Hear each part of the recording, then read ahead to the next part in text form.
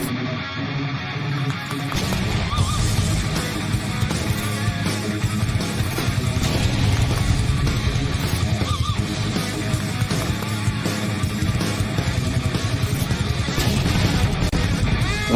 are the Hollywood Paranormal Detectives. What's up, world of the paranormal? It's me. I'm here finally. And I know what you're looking at. You can stop staring. Jeez, I know you're jealous of my Vulture City hat because we were just at Vulture City Paracon this past weekend, and it was a who's who of the Ghostbusting crew. It was just so full of the paranormal peeps you want to know, and we have got a stacked deck of guests coming up from all the friends we've made there.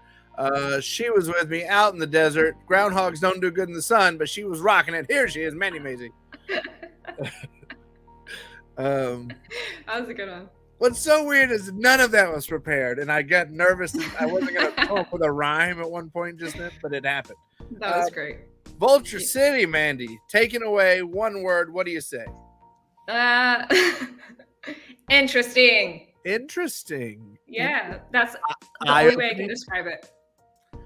Eye-opening, mind-changing, thought-provoking. It was great. It was who's who. It was so many people that we can't name, but we did make a friend, someone we've watched for a long time, someone we've respected, and now we got to work with them in their element. And I think I'm saying Annitto is right. James Annitto, not Annitto. Whatever it is, he's awesome. Here he is, the demonologist himself, Mr. James Annitto. Hey, you know Annitto a lot. Annitto? Yes, it's Annitto. Annitto, I thought it was right. And I even said it on the TikTok, like in my radio voice. James, welcome to HPD Live. Welcome. We're so happy to have you here. First of all, Vulture City, I know you're jealous. I am. How did you feel about the Paracon? It was awesome. I loved the element as we were talking before. It's great. It was in a location like it's in an old mining town. It's a ghost town now, and it just, to me, I've never been to Arizona before, so just the atmosphere. I love the heat because right now it's 50 degrees out. The cactuses were amazing. The people were amazing, like you said, and I think it was just great. Like, I don't know what to say. If you want one word, great. Great. I like it. I thought it was pretty fantastic. I thought getting to immerse yourself in a location for a few days is pretty cool.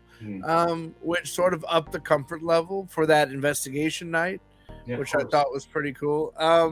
It's neat, like walking around chatting, and I was doing B-roll on my phone, and I was trying to find a cobweb to film through a slow pan, and someone was like, "Oh, you're doing B-roll. There's a good cobweb over here." Like, because they understood what like people with that same camaraderie and eye, oh, I know what you're doing. You're getting that slow pan through a cobweb, and the wind blows. And just, I love when you can kind of freely talk about the paranormal and not have to end every sentence with, "It's all theory. I'm not crazy."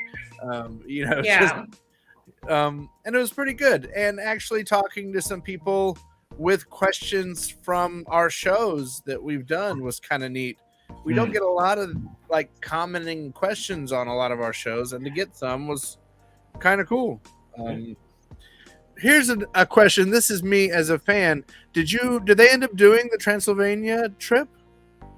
We are still going to Romania. I have to look at the pamphlet because my mind is so busy. It hasn't happened yet. It is. Wait. Pull it out so everybody can see. It says 2023, but it is the 9th to the 16th. Look at that beautiful face on there. Oh my God, Romania. So that is the 7th to the 16th. Of next month.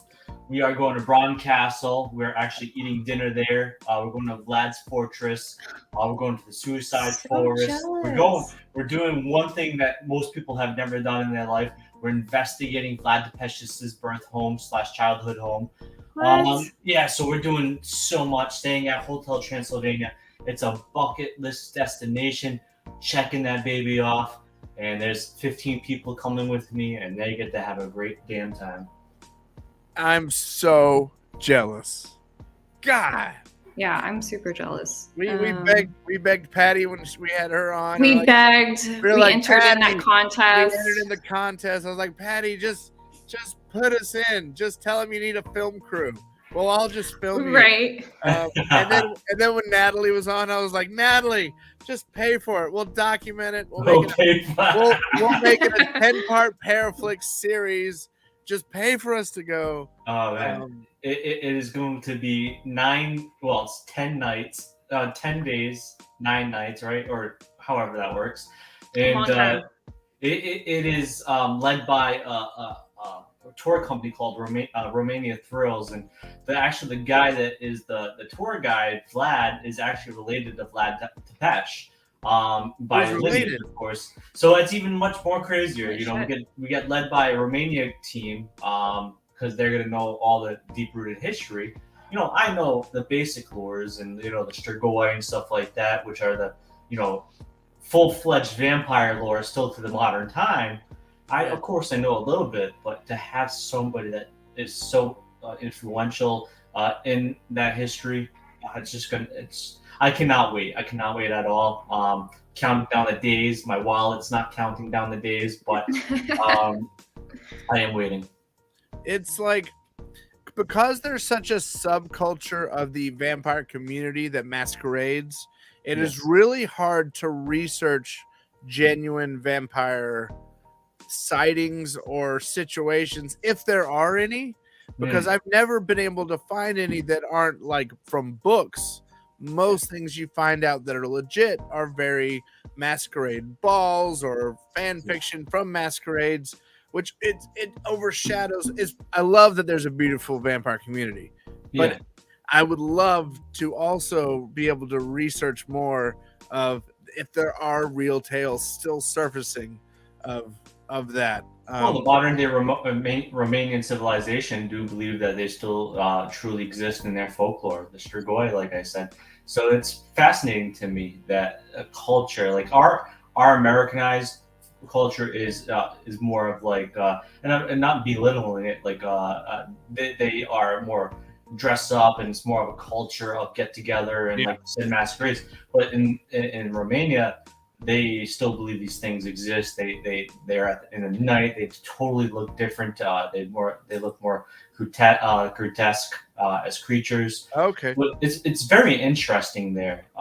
They look more Lost Boys and less Interview. Yeah, and it's really it's not what started the lore technically, because it in the Slovakia area of like Russia and Romania, Ukraine, is that kind of mythos has been pretty key to their civilizations over there. But what's really fascinating to me, and I learned this for this trip, is that Bram Stoker, who of course kind of got the idea of Dracula. It wasn't fully for the idea of Dracula from Vlad Tepes, Vlad the Impaler, but Bram Stoker and Vlad the Impaler have the same birthday, which is November 8th. Oh, really? Oh. Yes, and we actually that day we're celebrating their birthday at Bron Castle, which is pretty great. My God! Please let someone just send me a ticket. Let me win. Hey, if I lived in California, I'd have a suitcase for the both of you. Oh, we can both sneak in. We'll drive out right now and start stuffing ourselves. Yeah, you gotta make it to Rhode Island. It's only gonna be like 3,000 plus miles. You'll be good. You got it. It'll be fine. I just leave. I would love to. I love the veil of the paranormal that is beyond ghost hunting. Kind of is our main course, but there's so much more unexplained that I would love to look into, and that trip is going to be it. Do you think it's going to be, when you do the investigations, are they going to be about ghost hunting, or are they be kind of about trying to make I don't know, how would Mandy might know the answer to the spirit of a vampire or the remnants of a vampire, how would you try to make contact to it different than making contact to maybe just a ghost or something? That is a great question. I don't know if I want to be contacting any vampires, to be honest with you. I want to come back mortal. But if anyone knows the defense, you're armed and ready. Yeah. Well, I won't have my arsenal because I can only imagine how much luggage is to get over to Europe. But seriously, no, I definitely want to try different techniques over there because of what is possibly over there. You know, they have a huge witch culture, gypsy culture, you know, the vampire culture over there. So I definitely want to try different elements to see where I can get certain maybe answers or questions pertaining to what we do. And I think, to be honest with you, even in the Suicide Forest, they have seen anomalous lights in the sky. So yeah, even UFOs, you know. So hell, I'll try anything as long as I'm not abducted in the anal probe. I'm good with that. So y'all are gonna go to the clearing where nothing will grow in the forest. Yep. Oh, you're going there, lucky duck. Yeah. I can never say it. It's like I can say Okigahara Forest in Japan, but the Romanian version, I don't even have no clue what the hell it's saying. It's a bit you. Oh man, I'm so jealous of that trip. Yeah, that's great. Because like when we start talking about looking into, like, my wife had a friend who brought home a picture and claimed there were gnomes in it. Oh. There were pictures of her and her friends, and there were little red triangles, and they took 2 or 3 pictures, and the little red triangles move. They're not in the same spot. And they were like, it's like little hats. It's like little gnome hats. And I was like, and I've always been thinking, like, what arsenal would I change if I'm looking for vampires, or I'm looking for werewolves, or I'm trying to prove Loch Ness? Like, I've got all my ghost hunting stuff, but how would I change my arsenal? Do you think a vampire will react to more religious stuff, or like how much of Bram Stoker is right and how much is a cursed kind of person, or even an undead cryptoid, you know? Yeah. Well, I think it's similar, like, to what is believed in some. Of course, there's nuance and like a little bit more added to Bram Stoker's Dracula, but you know, salt is tended to still always have been a factor because of you know, in reality, a vampire could be considered demonic because they're dead, and a lot of the times they have an evil nature to it. But they said salt, like one of the lures of vampires, you throw salt on the ground, the vampire has to stop and count the salt. Yeah. So there's things like that, and then you know, of course, I think I don't know what your background is, Steve, but I know Mandy's Italian, and I'm Italian, so we just have to eat enough garlic. I'm Southern trash. What is it? I'm Southern trash. I'm just from Alabama, and we didn't come from anywhere, just Alabama. So I'm just garbage. I'm just garbage. Well, that might give you a good defense, especially if you smell like it. They might not want to. It might work. Well, maybe what if Vlad maybe was so evil and put people on spikes and impaled people and drank blood because he had a demonic attachment? Hey, it's possible. Hey, but you know, one of the things is in Western culture, we demonize him and he's evil. But in Romania, he's a hero. He's on stamps. He's on pictures and posters. He's a hero over there. You know what he did to us in the Western culture is, of course, barbaric. But what he did was defend his country and use the scare tactic, and it worked. Yeah. So he feared people out of the actions he did, so people wouldn't betray him. Yeah. It didn't. So you're going to. There's one place where he was a prisoner under the throne room, right? Yeah. You're going to that castle too? Yeah. Oh my gosh. Yeah, we're hitting all the castles and fortresses that Romania has to offer. Oh, jeez. So jealous. I just love vampires, and it'd be like, you know, to pun a movie, to get to interview a real vampire or someone who believes they've interacted with a real vampire would be just fantastic. All right, so not to vampire the whole time. If are tickets still available for that trip? Yeah, they are. They are. She's trying to keep. And Maria's trying to keep with Mysterious Tours. Is trying to keep it smaller.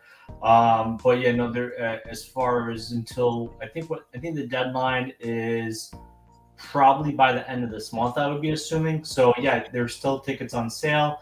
Don't hesitate. They are expensive in the sense that it could be a few mortgage payments for somebody or a mortgage payment for somebody, but in the reality of it, there is where the salesman comes into play.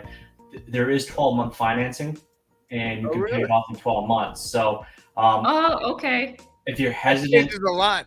if you're hesitant on paying $3,000, you're not paying $3,000 all right away. You're going to pay it over 12 months.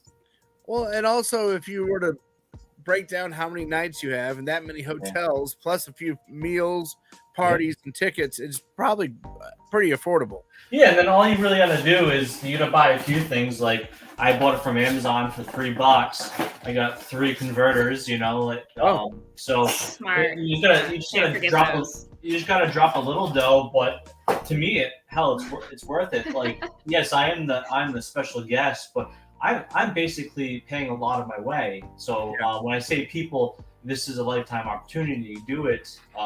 It's not like I'm not paying out of my pocket either. Yeah, I have a discounted rate because I am a special guest, but it's not like I'm saving $3,000 either. By going. But it's a phenomenal opportunity, and I'm happy for you to get to do it. So thank you. Yeah, that is fantastic. So let's move to the next topic. We can't talk Dracula all night, even though we probably could. We definitely could. And I seen somebody. I think Mandy was Vampire Diaries. I love Vampire Diaries. Yes, love it. Damon's my man. Damon's the man. Yes. Okay, Team Damon. Which one's Vampire Diaries? The 2 brothers, Stefan and Damon. With Nina Dobrev. Well, I've got kids. You know how it is. I don't get to watch shows because of my kids. It's a PG rated show. Is it? We're talking about, this was like years ago. Yeah, if we're talking about True Blood, not even gonna walk never saw away True from Blood. the kids on that one, but that's a great show too. I saw Breaking Bad. Is that new? Breaking Bad's not new at That's all. the last thing I watched. Breaking Bad. Team Damon. Natalie Jones is in our chat. Hi, Natalie Jones. Hi, Natalie Jones. So let's start. Yes, popcorn. Team Damon. What's up? So you're a young James. When was the first time the world of the unknown or the world of what you could consider the paranormal caught your eye? When was the first time it kind of was it ghosts? Was it I know you're into demonology, but what was the first thing that kind of caught your eye about our culture, I guess? Well, yeah, that's a great question. I would say more so the religious aspect is what caught my eye, like God, and theology can be incorporated into some form of like paranormal because it is the unknown. There is an undeniable question there for a lot of people. But I also had fascinations with cryptids and aliens. I like to call myself at an early youth. Now, of course, I technically think there's a degree to it. But I called myself a Darwinist. I loved evolution. I loved biology. So kind of the fascination of what has come before and in the present or what will come after always kind of intrigued me. But growing up, I think one of the most defining shows of the paranormal is Scooby-Doo. Everybody laughs, but I grew up watching Scooby-Doo. I got Scooby-Doo stuff all over this room. I wish I could be driving the Mystery Machine right now, but Scooby-Doo, hell, I grew up with Unsolved Mysteries, which was a pinnacle of the show. In Search of with Leonard Nimoy, Tales of the Crypt, Encounters of the Third Kind, freaking so on and so on of shows. I think even one that predates Ghost Hunters, Scariest Places on Earth. Yeah. Then Most Haunted and Ghost Hunters. And I was just so fascinated with these television shows. I really got versed into literature at a young age, reading Hans Holster, Harry Price material, yes, things by James Randi. And I was just so fascinated with everything that had to do with the unknown. So it was a collective of kind of what got me involved, but really was what was the catapult, beside God and the theology basis of it is my aunt, aunt at the time, but because it was aunt by marriage, her and my uncle went on a trip. I forget where it was. It was probably the South. I was 8 years old. They knew I was fascinated in this stuff because they used to come over every weekend. And my uncle played Warcraft. I love Warcraft, and we used to just smash on Warcraft. And then basically, they had come back from this trip, and they said, "James, we know you love this stuff." They showed me a picture of this bed and breakfast, and it was this ghostly image in the window.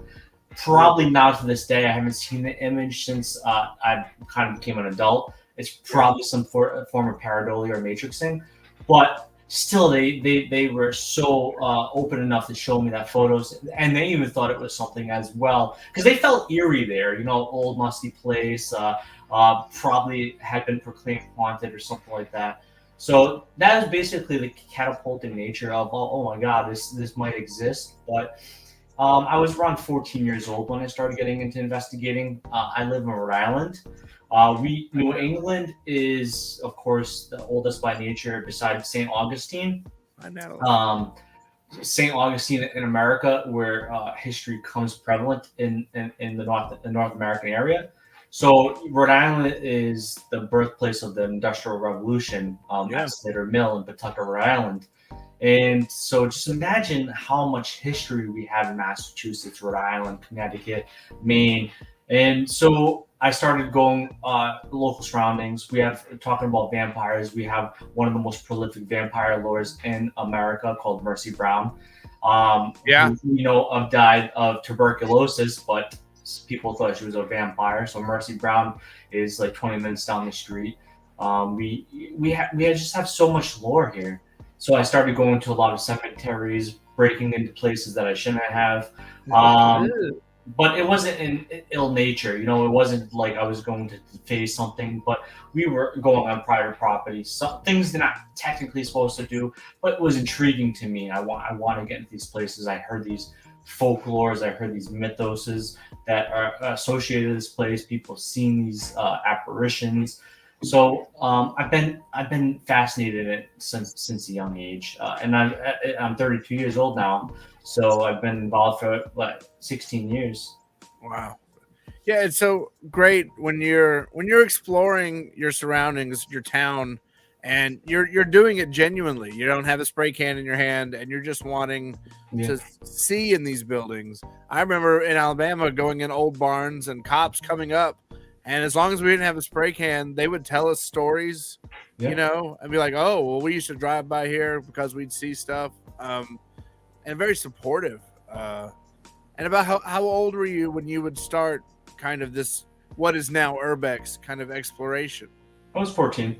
Okay. Yeah. Now, Urbex is the name now, I guess. Yeah. Did you ever experience anything in that time? So I would say yes, but when you're young and you're kind of imploring to find something, you're very gullible and imaginative. So I would have to say a lot of the experiences that I had in my youth probably could be thrown out because of more of it was of adrenaline excitement than anything. So I really can't 100% say the experiences that I had in these buildings were legitimate. I just can't, unfortunately. As much as I would love to, I definitely was spooked, definitely had shadow play. But I look at it now as being in the construction world. I could have been breathing in some terrible shit and hallucinating, having like a hallucination problem or something like that. But I definitely had experiences in my youth, and I definitely was quite spooked a few times. We had this old insane asylum called Lad School, and it was it had been shut down so many times because of the certain practices they were doing there. They had abuse allegations there. So just imagine the energy permeating in that location. That is a place that a wheelchair was in one spot, and like an hour later it was in a different spot. Yeah. But of course, maybe other kids were in there and moved it. But cool places like that get you adrenaline pumping. Like my friend Matt Warner, Oh, we've had him on here. He's a great I guy. love Matt. Yeah, hats off to you, Matt. he was just had on a the baby news. too.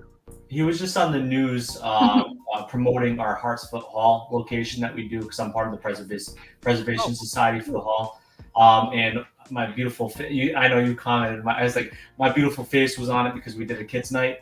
But one of the things, as he said, is what's exciting for him is fear, because in that moment of fear, it's the only emotion you don't know if you're going to stay or flee, and it's one of those emotions that get the heart pumping.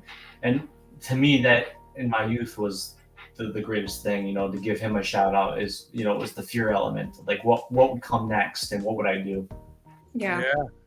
And when was the first time you tried to capture an evidence, or did you go a different route? Did you start ghost hunting, or did you go in armed with a recorder or armed with a Bible for the way you approach things? You know what I mean? Well, I'm saying in my youth, I wasn't a Christian. I was I would call myself agnostic. So I didn't the Christian. Why is that so funny, Mandy? I just imagine the only way would do a very religious way. You would go in ready for protection, Oh my God. as opposed to going in ready to gather proof. Well, the Bible didn't come into my hands until I was 19 years old. Okay. I was in Sunday school, of course, but that was forced upon. That's hilarious. The religious form of myself didn't come until until I was in the military, because I was in the Army. So, but basically, what I would do is I would do old school investigating. I would have an analog tape recorder, so an old cassette. And then I also used to do the old fashioned days of Fujifilm, where you have to send out your film to get of course.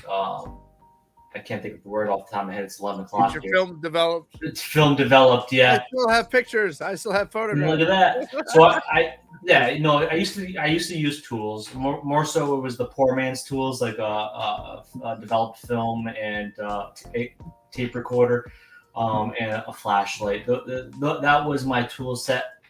Plus, you got to remember, when I first started investigating, ghost hunters had just basically come out, and really a lot of these tools that people use nowadays weren't as developed. We were still using a lot of old school techniques like bells on doors, baby powder.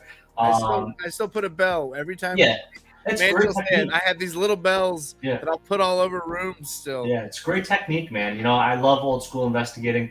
It's really what I like. I like to kind of meld the two forces of new and old. I'm not a big fan of all the bells and whistles. I come from a technological background, so like I understand a lot of what the tools do and how there's many false positives in nature of them. So that's why I like to integrate both, because if you're integrating both and you're getting activity and you're capturing anomalies from both of them, from both spectrums of it, you can't really debate it. Absolutely. So you're in the military. What made you kind of go to religion, and how did that kind of transfer to where you are now into the research of demonology? So to keep a long story short, is when I was in the military, every Sunday, of course, in basic and AIT, you're allowed to go to church or some sort of service, because of course you're unable to do so. So I would go to temple and service and church to get away from cleaning the barracks every Sunday. And so I would go to Buddhist church, gospel. I'd go to temple, as I said. I would just escape. I would try something new every Sunday, just to try to niche into the pews and go to sleep, or wherever they were praying, I would go to sleep. And there was just one service that I went to one day. It was the Church of Christ, where I would do my own same shtick. I would try to find my spot that hid me away from most people.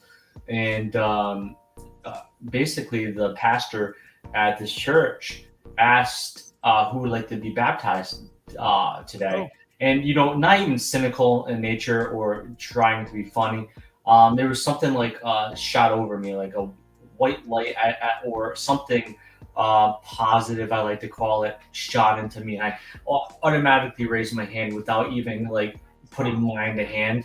Like my mind just shot my hand up, or my body just shot my hand up. Whatever occurrence occurred me to do so, I raised my hand and got baptized that day. And after I got baptized, I started reading the Bible pretty daily. I started praying, which was just like a snap of the finger. But I think really what it prepared me for, because I was only in the service for a year. I got medically discharged right before deployment. And I think really what it prepared me for is I was a suicide survivor early in my youth. Oh, okay. And I did try to commit suicide because I had a troubled childhood. I didn't talk about that so much, but I had a troubled childhood. Never dealt with a haunting, but I dealt with trauma. Yeah. And so that trauma basically made me try to pull the trigger. I didn't try to shoot myself, but I'm using the trigger as a metaphor. Yeah. And so I think what had happened is my family is a huge military family. My grandmother was the first female Navy officer in the Navy. Wow. My grandfather was a lieutenant colonel. Wow. My other grandfather served in 3 different branches. And the stories go on and on about how I felt like a failure getting medically discharged out of the military. And I really became into a dark place again. And I think really what pulled me out of it fast was that faith. Like I felt like that moment that occurred in church prepared me for the moment to come, which was saying, James, you already tried this a long time ago. You're a dummy. I knew I would never attempt it again, but I was such in a dark place because I felt like a failure. I wanted to be a lifer. I wanted to serve 20 years. I wanted to retire. I wanted to fight for my country. And when I got medically discharged, I felt like that finding that faith was pretty important to me being here today. Yeah. And really what happened is where it led me down to demonology is when I came out of the military, I started investigating heavily again. I linked up with a few friends that had left a team called RIPS around Paranormal Society. We founded a group called Ghost Hunters of Supernatural Truth. And basically in that time frame, I started becoming I became a member of the Church of Christ locally. Okay. And had basically approached the pastor and made me his pastoral assistant. So I would help set up services on Sundays. And it really just became a big incorporation of my life where I would go to church every Sunday. I would investigate when I can with the group. We started dabbling in the residential cases. And really kind of what shot the demonology into the arm, beside the readings like the Demonologist and Father Malachi Martin, Ralph Sarchi, and all these other people that I have respect for or am friends with now at this moment today, is that I actually knew Keith Johnson, one of the demonologists that was on the first 2 seasons of Ghost Hunters. He was also the first investigator in the Conjuring House in 1973. I was an electronics department manager at Walmart, and Keith would come in every so often. I fangirled one time. Said, hey, Keith, oh my God. And then we just started talking about digital recorders and other pieces of equipment. And because, I work in electronics, he'd come see me. Yeah. But working with Andre Courier of Ghost, he had worked with Carl Johnson on a case for The Haunting, which was based on animals on Animal Planet, and they had a case in Orange, Massachusetts called Demon Attacks. The episode was called. And so Andre's like, yeah, I can get you in touch with Carl. And Carl and I started talking, and basically Carl eventually knew my background in tech, and he invited me to be a tech manager for Beyond the Veil Paranormal, which was his group. And so I didn't say no. So I started working with a demonologist firsthand, and I started mentoring under him. And at the same time of mentoring under him, I then eventually became ordained in the Church of Christ as an ordained minister. So it basically was like a fork in the road, which turned into one lane. Yeah. At one point, like two different points of my life, paranormal investigating and ministry work merged and united in one front. Wow, that's really cool too. To have your mind set on a path like the military, and then to lose that, but then to find something else, that kept you going, finding religion, and then that bringing you to where you are today. That's a fantastic journey. And it's a journey that led me down a great path. Eventually, I was approached by the United States Old Catholic Church, which is was associated with Bishop James Long, and they had approached me to join. And then I got eventually free seminary, and then was ordained a deacon after going through my time in the seminary. Wow. And learning my theology. So it led me to a really expensive path. I never thought I'd become a deacon with the Catholic Church, United States Old Catholic Church. And there's just so much that if I look in the eyes, if I was a child, I would probably laugh knowing that I am where I'm at, because I always said as a joke as a child, I always wanted to be a police officer. That didn't come to fruition. But my other thing was I would want to become a priest, so I could understand the ins and outs of religion. And even though I'm not technically a priest, I'm very close to it. Yeah. So I kind of come close to what my vision was, but instead of it being funny, it's really a huge component of my life, and has treated me very, very well. Yeah, and you wouldn't have made it where you are if you didn't take the military sideline now. And I definitely had to learn that lesson. We got a question, a demon question. I know there's a lot of history with demons, but is there a history of Zozo or the modern creation? Or is he a modern creation? Or is he a modern? I'm trying to say the word for me. Egregore. Egregore, popularized by TV shows and Ouija boards. Zozo is a modern creation, kind of like a Slender Man or a Siren Head or Cartoon Cat. He's in that idea of modern creation. Zozo more so came from the nurture of Pazuzu, which is the god of pestilence in Mesopotamian times. And where people might have heard of Pazuzu was in the movie The Exorcist. Exorcist changed. Yeah. My dad had told me that people didn't use the word devil like they did after The Exorcist. And the spirit board wasn't, or the Ouija board wasn't considered evil into that movie as well. The Exorcist really kind of turned a new leaf in Western culture when it came to demons, and then of course the Ouija board, because to reenact the story of The Exorcist, Reagan McNeil plays with the Ouija board, and what comes forth later eventually is found out to be Pazuzu.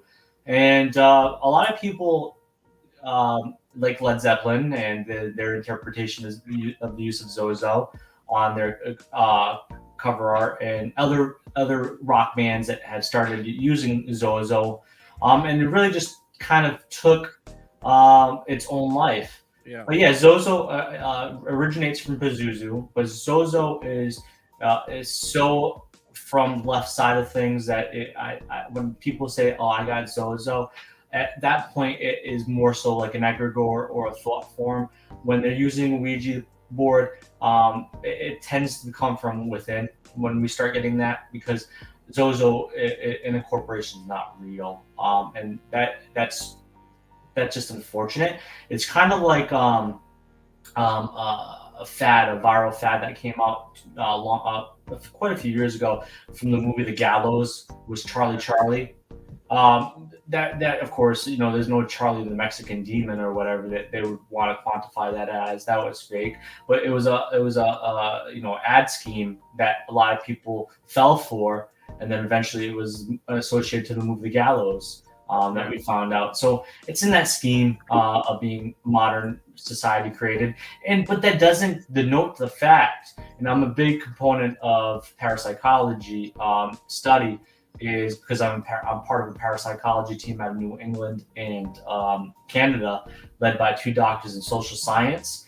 That maybe quite possibly because of multiple people in the collective consciousness believing in Zozo, that there might be like an egregore or a tulpa or a thought form based life form now that has been created by the human mind. It's quite possible. Or people using it Yeah. blame things on Zozo. Yeah. They choose to ask if you're Zozo before it even comes up. So And that's what happens most of the time. And you know what? I love science. I'm a psychology major, and like I said, biology was one of my first loves. One of the greatest things about science is about asking a question, and when you receive an answer, is asking another question. Science is never really determinable by an answer. It always leads down the rabbit hole. Yeah. And something with Ouija boards is there has been a lot of lab studies done on people using Ouija boards, and we know it to be ideomotor response. People are actually moving the planchette without knowing they are moving their planchette, because our mind processes only a lot. Everybody says we only use like 90% of our brain or whatever it is, but we actually are always functionally using all of our brain, but we're only processing a certain amount of data. I believe it's like a third of data at what is perceived at time. So people are focusing on something and they don't even know their hands are moving the planchette half the time, because that mind to the hand is shut off, but we're still moving it because it's what we want to experience. Your subconscious is subconsciously we're still moving it, and there's just enough lab studies that show it's the ideomotor response. And I'm not saying that paranormal phenomena cannot occur from a spirit board session, or it can't lead to something bad. I'm not saying that at all, because I have had cases, or people have had cases, where there have been unfortunate turn of events from some sort of communication, but it's not always the board, and it's not always paranormal when a planchette moves. Okay. Here's a question. Do you have a question, Mandy? No. Here's a question I wanted to ask you. What would you define a demon as? So that's always the hardest one, because throughout many civilizations, and I know Mandy has a background in anthropology, that through many civilizations, the idea of demon kind of changes a little bit. From Mesopotamian times to modern time, the idea of it has always kind of been in the same nature. The characteristics have changed. How it's presented has changed into some form. Like an Azura in Hinduism, characteristically looks different. A jinn, even though not a demon, characteristically looks different. And so all these deities have different forms. One of the things that don't change, and especially demonologist perspective or theological perspective, is that one thing that we can agree on to what a demon is that it's a non-corporeal entity or non-corporeal force. What non-corporeal means no body. So it was never physical on this plane of existence. Like the three of us on the show, or the people watching, unless you're a ghost, they have never walked the plane of existence like we have. They've never had feet, never had hands, never had a meat body to them. And that's one thing we can agree on what a demon is. They are non-corporeal. They are pure spirit. Other than that, it's debatable. That's always what I've thought is, you can go to either it's an angel is a angel that follows God, and a demon is an angel that doesn't follow God. I've always heard that as one. And then I've heard a demon is a spirit that never found its body, and it's jealous. So if you ask a question when you're doing your questioning, if what's answering you can't tell you its birthday and it can't tell you where it was born or its favorite color, it's because it never lived and it's kind of got that jealousy, you know. Is that sort of the right path? Well, so you have the fallen angel concept in Christianity, like a third of the heavenly host fell with Lucifer. Yeah. And a lot of the princes of hell were former angels, and they have minions that are cascaded and founded by them, aka demons or devils.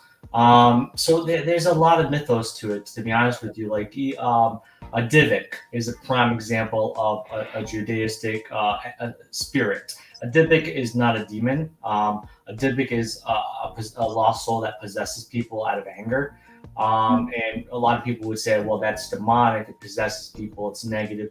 But no, it's not. It's just possessing people because it's a lost soul. It's confused. It's angry. And it's taking that anger out on people. So it really has to be looked at differently. Like a demon, to me, in any sense, even though it is non-corporeal, it is of evil nature. They're not good. It cannot be used for good, and somebody might disagree with that. I know people that call upon demons and other gods and pagan beliefs, and I'm not disagreeing. I've always been the person that believes if you're doing something for good, then I'm not going to care about it. But to me, the demons I've come across, in my cases, haven't been good. They have ruined family lives, family individuals, and to me that's not good. And every time I've been in the presence of one, it's been very suppressive, very sickening. And do you think it's because it's never had a body, it doesn't know how to react in a body? It's not that it doesn't know how to react in a body, it wants a body. A demon, when they possess an individual, wants to get into a human body so that it can basically be like a slap in the face. Because one of the things is, one of the greatest questions that ever was asked is, why does God permit a demon from getting into somebody's life? And I always say is we are allowed free will, we are allowed to have faith, we are allowed to do good deeds, and if a demon takes us over, that there is some form of invitation involved. And God permits demons because if you falter from God and you falter from good, then that's when you're going to be affected by a demon in the whole sense. So it is your choice by action, or how you handle your trauma. And I'm not saying that in a bad way. Some people say, "Oh, James, you're a jerk." But a demon can only come into your life through possessional capabilities, is when you're invited in or when you turn away from faith. And when you turn away from faith, that is something you should never do, right? So that's when the downward spiral happens. So they want a human body so they can mock God because they don't like us, and that's just because we're able to breathe. I think we're able to live. We're able to have materialistic items. Well, we are His chosen children, and the angels weren't, right? What is it? We are the chosen children of God, and the angels were not. In biblical scripture, we are. Yes. And so that's what made the devil angry, that he wasn't the chosen, right? Yes. So do you think when they get into someone, do you wonder why they act so negatively? Do you think they couldn't get in and almost be, I've gotten my goal of a body, now I can be happy? Why do they stay negative once they get inside someone? Well, it's because most of the time when they get into someone, there's always a force trying to expel them. Oh, the person is still in there trying to get them out. Yeah, so most cases of possession is transient possession. That seems to be the most common occurrence. In transit possession, in form of transit, come and go. Basically that person's free will, their consciousness is still there. So that person's consciousness is fighting the demonic's consciousness, and kind of like some spiritual battle that's not seen by the human eye. So what happens is when the human's consciousness, their free will, is able to battle and take over from the demonic spirit, the person comes back into their ability to control their body. When the demonic kicks them out, the demonic controls their body, and that's why these demoniac, which are the people that are possessed, DEMIAC, no, DEMONIAC, demoniac. I couldn't say egregore, so it's all Yeah. good. So that's why when people are possessed, they lose consciousness, they lose time, they don't know what happens. They have no sense of reality because they lose their brain, they lose their ability to think. So that's why they lose time. Here's a quick question too. Why is it that in Christian faith Satan is Lucifer, but from a pagan perspective they are two separate entities?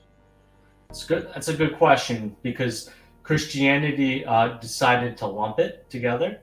Paganism, I love paganism. I love neo-paganism. Are a little bit more expansive in their deities or gods and goddesses, of course.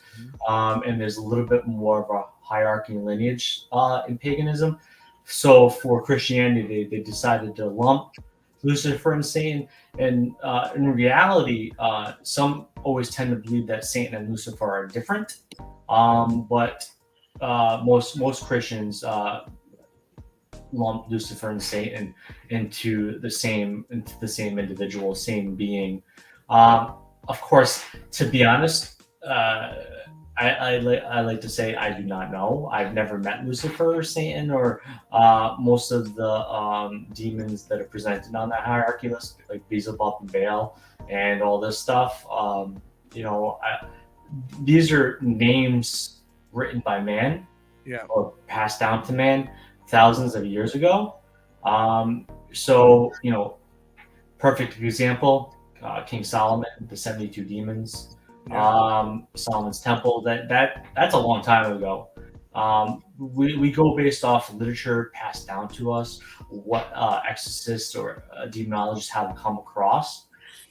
So a lot of this is from human hand or human mouth. And one thing that we should understand with myth and folklore, when something's experienced and somebody says something and it gets to the next individual and to the other individual, the story changes quite a lot over time. So it's really hard to determine if Lucifer and Satan are one being, separate beings. Yes, our faiths and religious structures and this stuff say certain things, but I'm also a see it to believe it kind of person. I do believe God exists because I had that moment in the military and how my faith has turned. I believe in demons in the form that I do because I came across it. I believe in spirits and ghosts because I've experienced it. I believe in UFOs because I had to call MUFON on 2 of my cases. What? I believe in cryptids because I had a Bigfoot experience. I was on Finding Bigfoot. So I've had these experiences into why I believe in it. Good. So if I didn't believe in it, it doesn't mean that I don't think it's real, but I just never experienced it to see it to believe it. Well, also in demonic things, the demon wants to scare you as bad as possible. So it's initially it doesn't want to scare you. Lucifer, the devil, it's going to claim all the worst words it can to intimidate you. Well, initially it doesn't want to scare you, to be honest with you. Initially, I'm going to disagree with that. To entice you. Initially, a demon actually wants to lower your guard. They want to come across to you as something innocent and loving. They as a family member or child or some sort of elder. And they want you to open yourself to speaking to it, because most people aren't going to speak to something that looks devilish or old and rigid and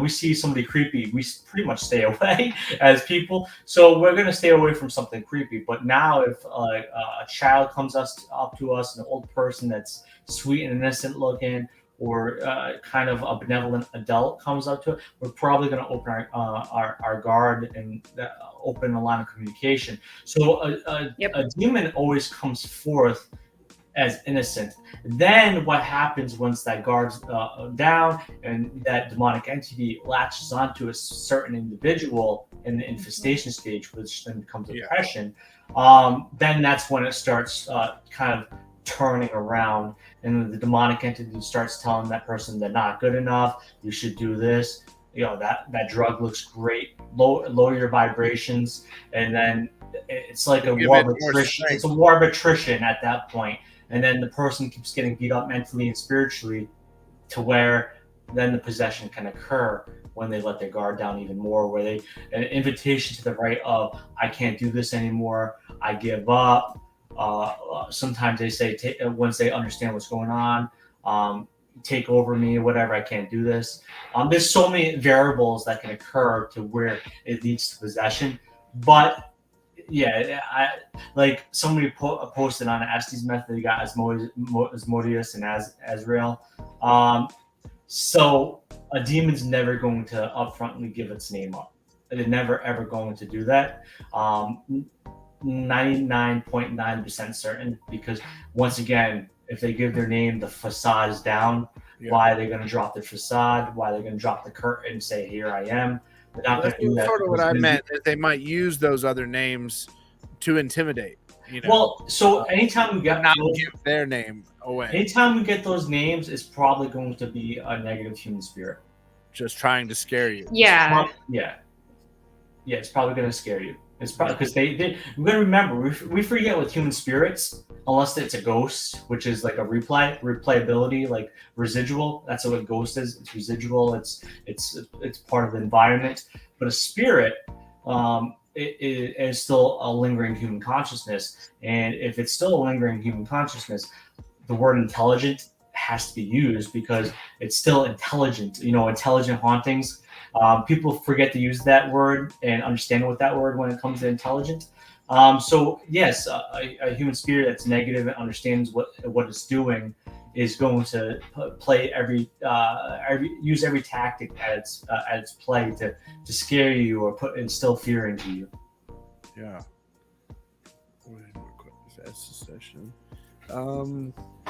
So as a demonologist, do you still investigate sort of for fun, or do you just sort of wait for there to be kind of a call for a demon situation?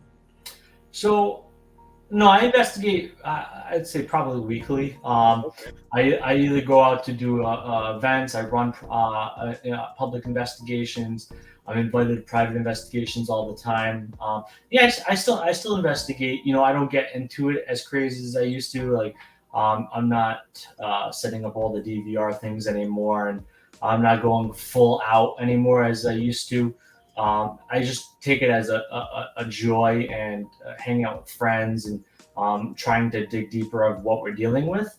I haven't come across a true demonic case in a while, to be honest with you. Last one I thought I came across with, I got an exorcist involved in Tennessee, and it happened to unravel to be the person who was lying. They just were doing a great job throwing us all off. Hell, the doctor, they went to see a psychiatrist, they went to see a doctor, they went through those stages, and they made it to the point of an exorcist, and then the exorcist finally got it out of them that they were lying.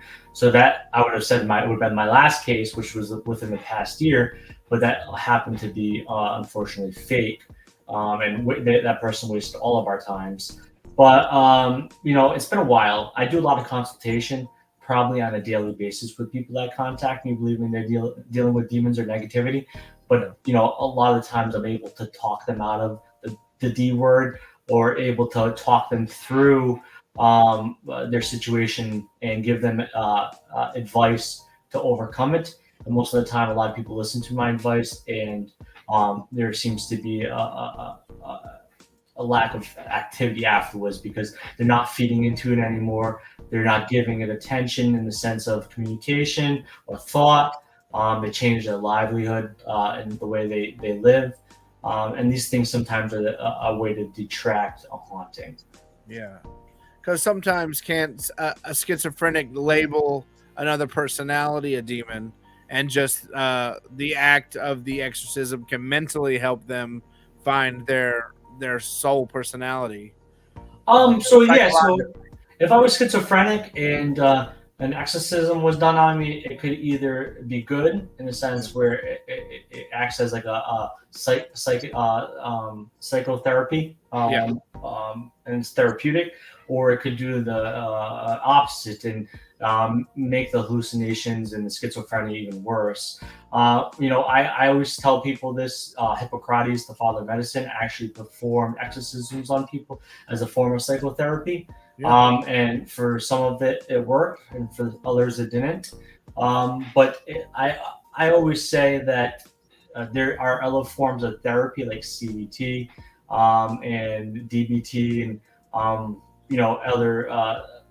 other therapies that can be done on somebody that has schizophrenia instead of an exorcism. Exorcism should be the last thing on the box you check off. Everything else should be checked off first. Yeah, I think it's in one of those movies that's how they attribute it to, or that's sort of the finale, is that it was a split personality, and the act of the exorcism solved that for him. Like a good movie that kind of relates to mental health and paranormal kind of coming one and together is, I love it. It's the movie Split. By M. Night Shyamalan.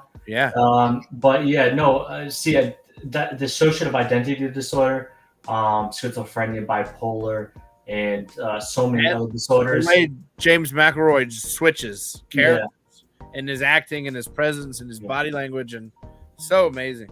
Yeah, when you believe something, and this is the crazy thing about the human mind and the human body, when you believe in something so much, like it can occur. Your body can change. Like there's syndromes like alien hand syndrome, which can make your hand larger or parts of your body larger. And that's just the human physiology. So there are things that can occur, and that's why when I get involved with my cases, I always try to check the natural law first. Science is always entered into the equation first. Medical science is always entered into the equation first. Then at the end, the paranormal comes into the play if everything else has been concluded that it's not something physical, it's not something medical or something mental, then the spiritual comes into play. And that doesn't mean that if there is something spiritual that there is not something mental either. All my cases of demonic activity have had a trauma prevalent. So trauma is a huge piece of the puzzle when it comes to demonic hauntings. So you've almost got a checklist that you go through before you start using the demonology side. Yes, correct. Yes, of course. I have an interview stage. I have a data collection stage. Sometimes I'm on these cases for months, sometimes years. When you peel back the onion, there's a lot of layers, man. And as we know, peeling an onion, there's tears involved. There's rigorous how big the onion is. It can take a while to get to the core. So there's a lot involved in some of these cases. And I always say dealing with people are tough because, yes, we have characteristics and we have previous cases. But anytime you deal with a person, it's a new case because everybody has a different personality, a different way of thinking. So anytime you deal with an individual, it's always a new experience. What would you say? You don't have to say names, but what would you say is your most intense case you've ever had to kind of go up against? Sorry, say that again. What's the most intense case you've had to deal with? Well, you don't have to say their names or anything, but so it's the one that you always usually talk about. It was in Salem, Massachusetts. It was this young couple, 22-year-old individual, and married. They had a baby. I was brought on by a psychologist. I would say it was the toughest because it was my first involvement with what I believe to be demonic. And I think that always follows me to this day because it kind of catapulted me into understanding this does exist. I want to continue doing this even though I just dealt with this. Because for a lot of people, it would probably scare them away. It would divert their attention to something else in life, but it kind of made me want to do it even more. But I would say it was spooky in the sense that we're talking about physical changes. The face triangulated, the eyes went black. There was multiple tones in the vocal pattern. Spoke Latin. Spoke a few other languages. How he was able to dislocate his shoulder, grab onto me. One of the other crazy things is I carry it around with me, and I have it on at events.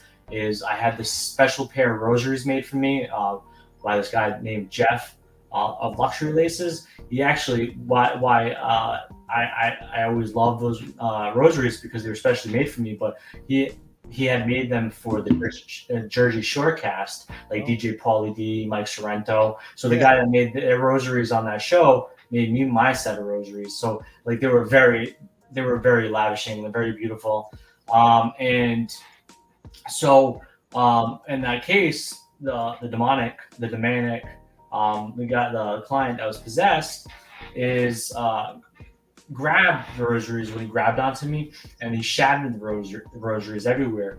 And the craziest thing is some of it was intact. So when I picked up all the pieces, the craziest thing about this is where he had grabbed it and where they broke. Yeah. The metal was oxidized. What? By his touch. Yeah, the metal was oxidized by his touch. And the rosaries still show the oxidization to it, like the discolorment. And I always show people this because that was by him grabbing it, and in the places he grabbed it, it was oxidized. So that, to me, that's always fascinating. I didn't catch it right away. I basically put it in a plastic bag, and I was hoping that they could be fixed. They were beyond repair. But no, that was one of the things that blew my mind away, is that by grabbing that, he was able to oxidize that metal. And so I would say that was one of my scariest cases. In other cases, I had a nightmare, and that nightmare became true, besides the sense of me killing the people in the family. But yeah, I had a nightmare of me going to a household. Instead of helping them, I killed them. But I still went a week later, and basically the nightmare had showed what they looked like, their house, the interior, and in reality, it came true. Besides killing them, like everything in the house was in the same location. How they were even wearing the same clothes as the nightmare. So that was pretty spooky, and that wasn't really a bad case. We were able to do it in two attempts, because it was only an infestation, and we were able to pull that family from kind of like a negative understanding in life. Yeah. And they were having a lot of trouble and like as a family unit. So that wasn't really too bad. But yes, so a lot of these cases aren't bad, so to say. But like the 5 cases that I dealt with that were demonic, they were interesting. There always seemed to be some sort of repercussion or there's only 5 that you would say were the real deal. Yeah, in 16 years. Yeah. Wow. But that doesn't mean that so sometimes, to be honest, sometimes the negative cases, like negative human spirits, are to me a lot more like even a poltergeist, a negative poltergeist from human generation tend to be worse, because you got to remember, right? A demonic takes a war of attrition, spiritual warfare to remove. But with a human spirit, they as well have free will. And it's not like you can force a spirit out of its own conditioning, unless you kind of coax it out, or unless you force it out with annoyance. Like when people cross over spirits, people will say you can forcibly cross them over. That's not the case, in my opinion. They have to be coaxed, or they have to want to go. So to me, a human spirit, especially if they're negative, can be a hell of a lot worse because of that element. And then, in a poltergeist, which is a thought form in sense, if somebody really believes something going on is occurring, and you can't disconnect them from that reality, to get rid of that poltergeist or that thought form is going to be tough, because you have to basically persuade that person, change the whole mindset, and change their living. And they don't have the weakness of the fear of God as a human, and the demons or the D word does. Yeah, of course. Yeah, it's a great way of saying it, Steve. Yeah. Wow. Any questions, anybody? Feel free to ask. I know people said they had a lot, and we're pretty much close to out of time. This was the fastest show we've ever done. I hope that in a good sense. Well, it flew by. Everything was so fantastic. So what are some, on the investigator side of you, what are some places that you've never gotten to go that you can't wait to try to get to investigate? First of all, Mandy's been really, really quiet. Yeah. Is that normal? Just letting you guys talk. Well, I ramble, and if there's a second of silence, I ask another question I think of. I don't know. But what's it called? As far as places that I want to investigate, I would say my next bucket list location, and I'm going to make it happen. When I say I'm going to make it happen, it's going to happen. Is I want to go to Japan and investigate Japan. Ekigahara Forest, the temples there.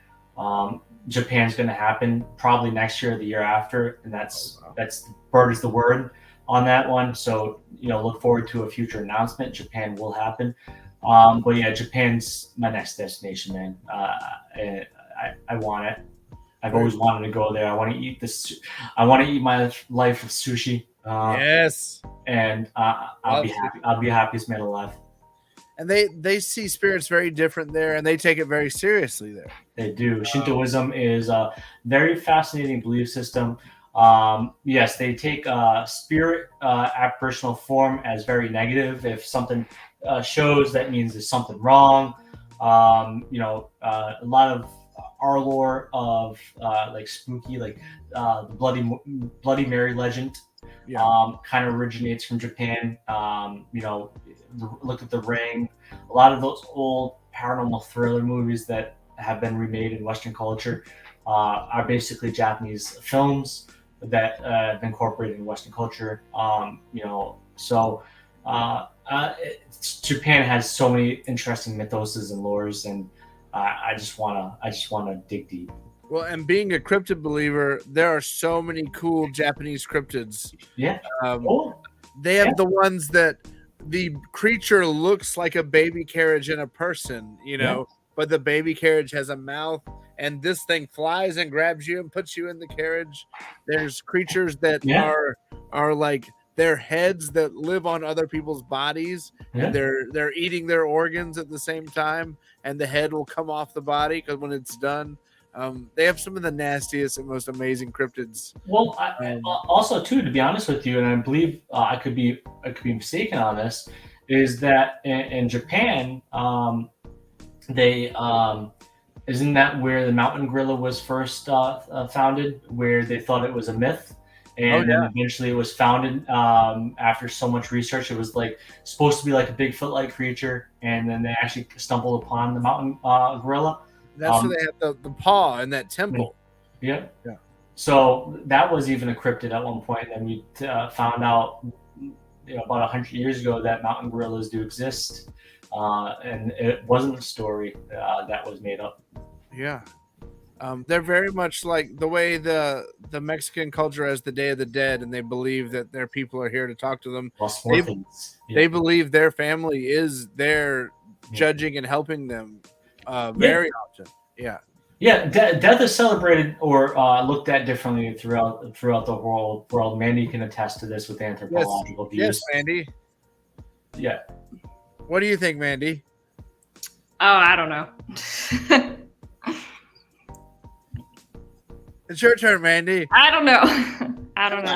I'm keeping up with the chat here, so letting you guys chat away. Okay. Well, we are.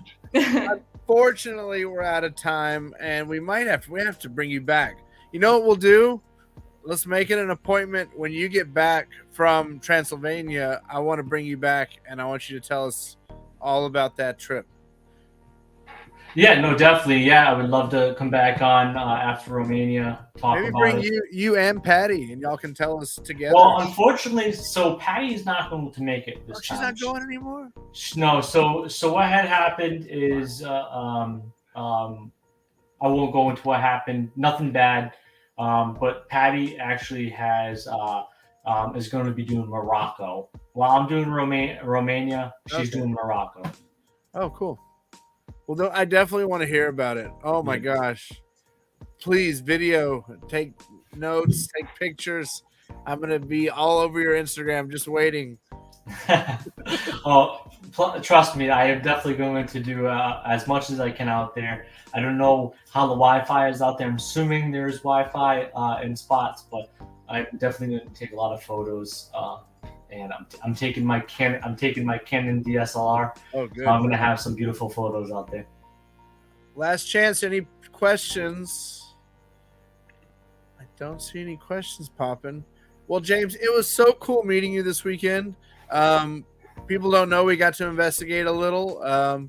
We'll see about that later in the future, probably. But thanks for coming on the show, and thanks for sharing your journey from where you were as a child to where you are now. It's so impressive, your work you do and how serious you take it and how professional you are. And thanks for doing everything you do. Appreciate it. Thank you for having me on, Mandy, Steve. Thank you. Thank you. And I'll talk to you guys very soon.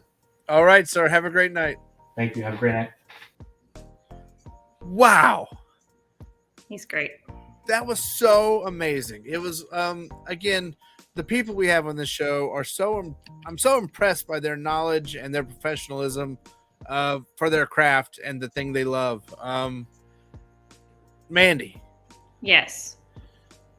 We're done with the season of Paracons for so long.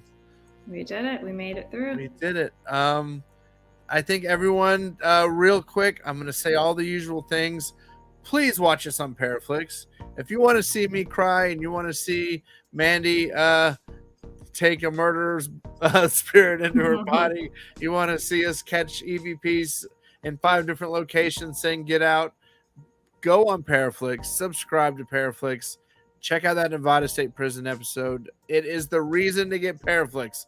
And once you get on there, you will love all the other content from all the amazing people that we've all spent the whole weekend with at Paracon. Also, anything you can do to help us out, join that Patreon. The Patreon pays for this podcast. Episode 40, Mandy. Can you believe we've done 40 of these? I know, it's crazy. Got to get to 52, and that's the end of the year. Maybe we'll keep going. If people want us, we'll keep going. If not, we might just make it we hit a year and we've done our podcast duty for the world. Like, subscribe, share, follow, support. We love you people that watch and comment. Thank you so much. Kindred, if you're still on here, DM me. I want to get you as a guest. So DM me, hey, it's me, so I can remember and we'll set something up. Kindred Paranormal coming soon. 40, thank you, Kindred. Yes, DM me, Kindred, to remind me, and we'll get you as a guest. Well, that being said, say goodnight, Brian. Wait, Brian's not here. Poor B. All right. Poor Brian had to go back to work late. For Vulture City Paracon, for James Annitto, for Mandy, for Brian, for me, for Boom, for Emily, for everyone. Good night.